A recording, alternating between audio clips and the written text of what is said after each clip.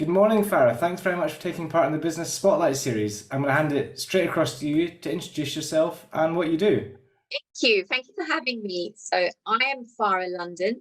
I wear a few different hats and I'm a business entrepreneur. And I've been doing international business for, gosh, probably over 23 years now, which has been incredible, traveling around the world, learning about business, working with governments, working with businesses, and facilitating trade and investment. So that's exactly what we do. We facilitate trade and investment globally, and that's B2B, B2G, and D2G. So it's quite interesting. Fantastic. So tell me a bit more about that. Is there certain size of companies you work with? To be honest with you, we do SMEs, but we also do the larger corporations. And of course, we work with a number of governments, which includes from the developed nations, but also I really love to promote and assist developing nations as well, because I feel they do get left behind a lot. Interesting fact, about $28 trillion is what global trade is worth. And of that, developing nations only contribute to less than 1%. So that really shows you there's a gap in the market. And, you know, we've got developing nations such as in Africa who are resource rich, but they don't have the opportunities to get into global trade. And if not isolated. So I really do feel it's important to help those businesses. But at the same time, you know, we work with the large multinationals as well. I love to connect businesses together and, you know, find great partnerships, whether it's in JVs or just facilitating standard trade deals. Brilliant. Okay, well, yeah, as you said, there's quite a lot of things there. So I guess going back to the part there about helping the developing nations, is there any sort of certain things that you do or any good ways that people could reach out to you?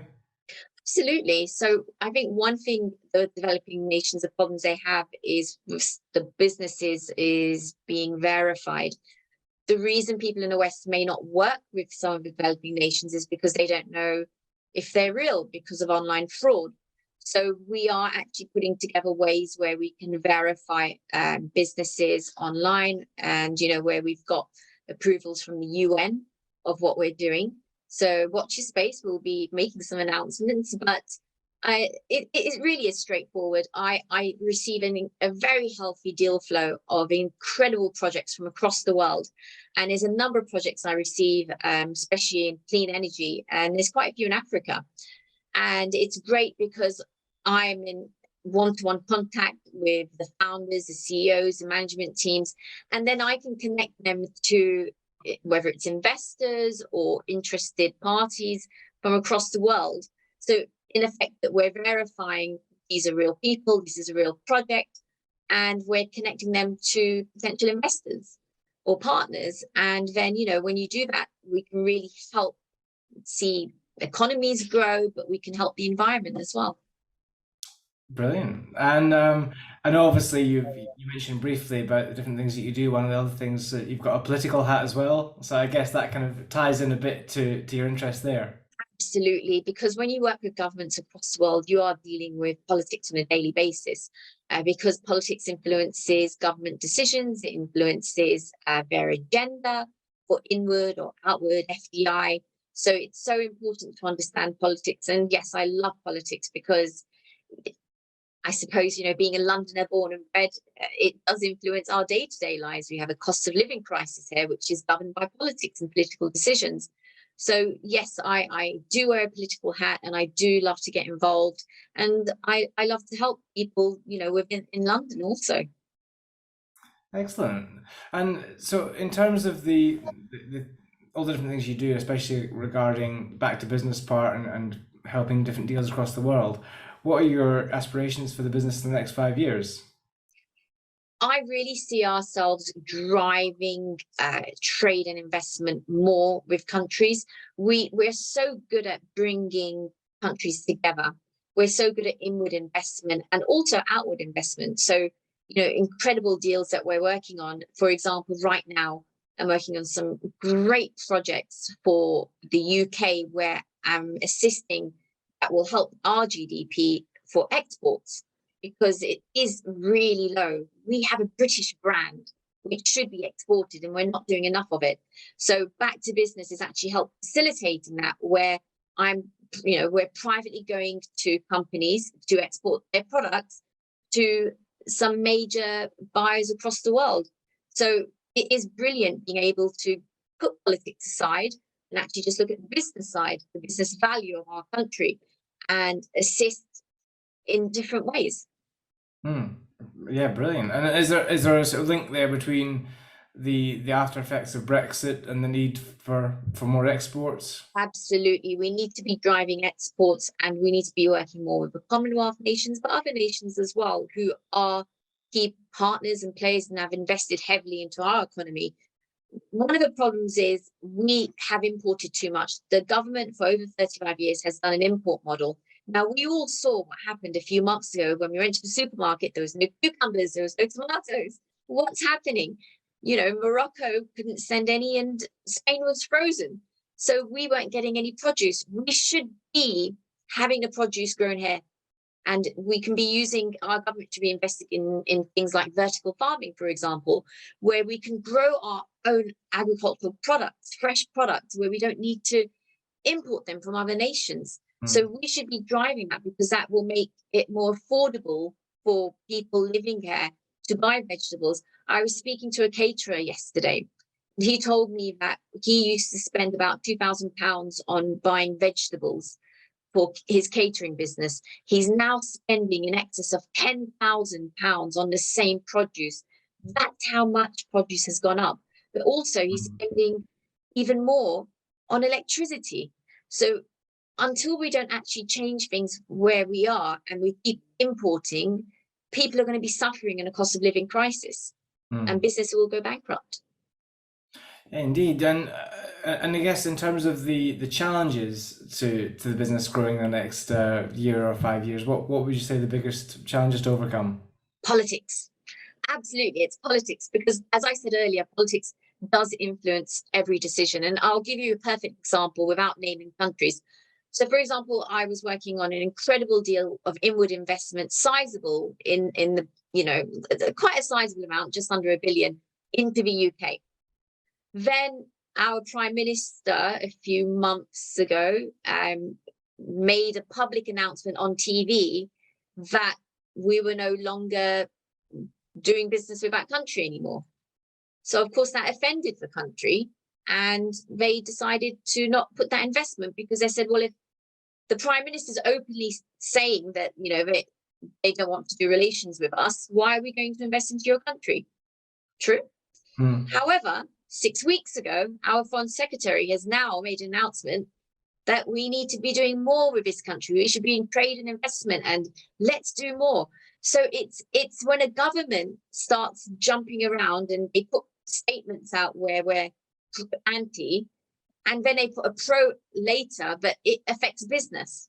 So governments need to understand the influence that those speeches have on businesses who are doing business day to day, because we're fueling the economy through business. But the moment you make strong statements, that's retracting business. So I say definitely biggest challenges is politics and what political agenda different governments are going to have. One of the biggest problems in Africa, and any business will tell you, is governments changing. So you always try to go into business in Africa when a new government has been elected, because then you've got 4 years of the same political agenda. You never go into business in Africa in the last term, because the moment the new government comes, everything changes. Then you could have signed a deal, handshakes, on paper, everything's done, but then when a new government comes, they'll throw it in the bin, and there's nothing you can do. Yeah, really interesting, really interesting. And then, look, obviously, with all the different things you've done, I'm sure there's some interesting experiences there. What would you say has been your biggest learning as a business owner? I always say to people, you cannot call yourself an entrepreneur until you have fallen and got back up. And that's what it's about. Being an entrepreneur means it's okay to fail. It's okay to make mistakes, but you've got to get back up, and you've got to learn lessons. So I think anything is learning from being in business for so long is things don't always work out, and you need to adapt, you need to innovate, you need to change with the times. You can't be stagnant. when businesses become stagnant, and then, other businesses will take over because you got left behind. You need to evolve and change with the times and adapt your business to that as well. Brilliant. And what's the, obviously you've got a few, as you mentioned, a few different things you do, and there's obviously the political side, but there's also, I guess, then a social side, and you mentioned obviously the desire to help developing nations. What is it that inspires you to do all these things? Everyone needs a fair chance in life, and developing nations and businesses, these young entrepreneurs, they just want a shot at life, and they deserve to tap into the international market.